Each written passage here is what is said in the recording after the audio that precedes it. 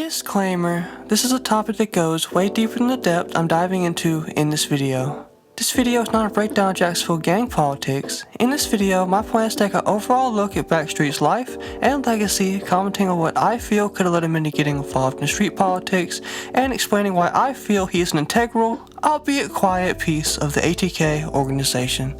Thanks, I hope you enjoy. Backstreet TK is one of the lesser known about but more active members in ATK, who throughout the years has gained a cult following off the back of his unique voice and off him constantly being with other big artists in the scene. This ranged from ATK members like GMK, Ace, Queso, and Tay Shots to some 1200 members like Spinna Benz, Wappa with the Choppa, and J. Breezy. This motherfucker's like the Where's Waldo of the ATK 1200 side of Jacksonville.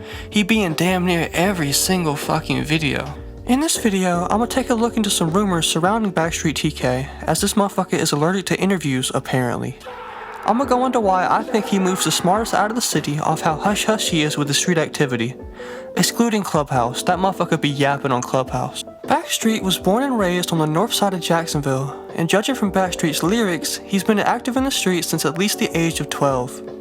He would go on to say that he'd most often do home invasions and robberies as a youngin', which is decently common in the South. Most young criminals I know start off doing kick doors and muggings and shit like that. Growing up in Jacksonville and being in the same family as Queso, according to the Reddit, Backstreet would be introduced and become intrigued with street life very early on, and it's safe to say that Backstreet has some type of charismatic aura around him, seeing that motherfucker is connected with damn near every artist in Jacksonville in some shape or fashion. He's either in the background of a music video, or he's trolling on Instagram Live with Ace and them, or he's showing love and supporting GMK's music. And that's just talking about Jacksonville. I swear I've seen him do cameos in other artists' music videos as well, outside of the city. For someone who doesn't talk much outwardly on socials, he is very well connected both in the streets and musically, it seems. Speaking of music, I feel like Backstreet has one of the most unique voices in the entirety of the scene.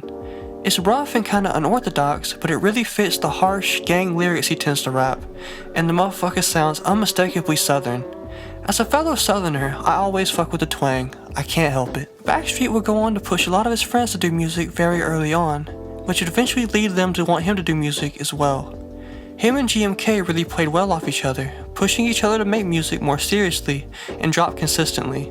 I'd argue the reason GMK even started music on a serious note was because of Backstreet.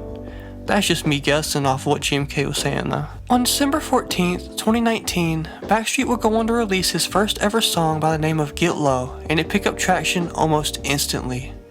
Because of its success, Backstreet would continue to drop music decently consistently, like 3 to 6 songs a year.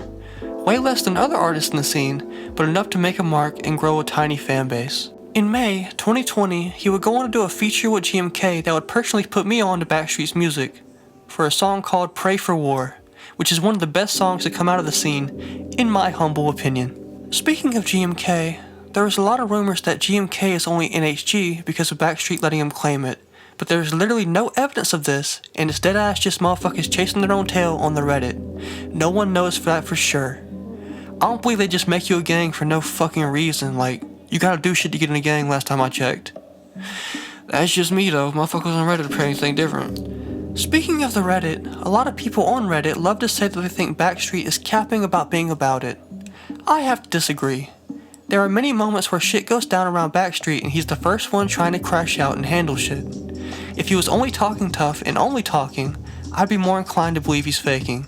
But this motherfucker barely does any social media shit unless it's to argue about gang shit on Clubhouse, or you see him on live or out in public pressing someone. Exhibit A.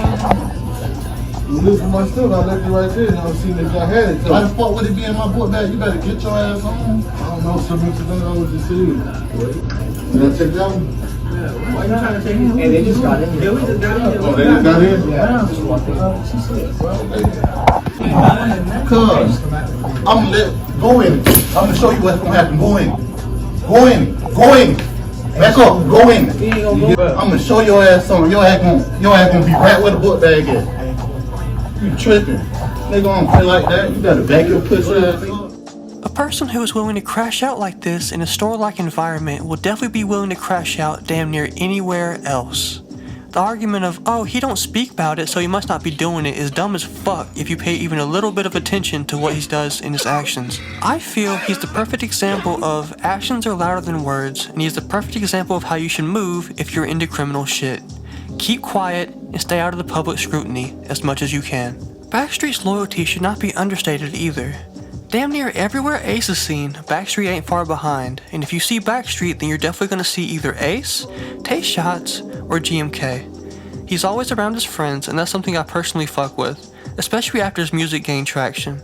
So many artists slowly separate themselves from their people as they get on by themselves, whether by choice or just as a consequence of their newfound success. J.Breezy is an example of somebody who's been falling into that recently, I feel. Backstreet is the opposite of this, however. He put his music career to the side to support his friends' musical endeavors, even going so far as to help inspire them and keep them on track. The last solo track Backstreet dropped was in 2022 and was named Kick Door. In this final video, Backstreet would show off tricked out guns, and he'd rap about when he jumped off the porch, which I mentioned earlier.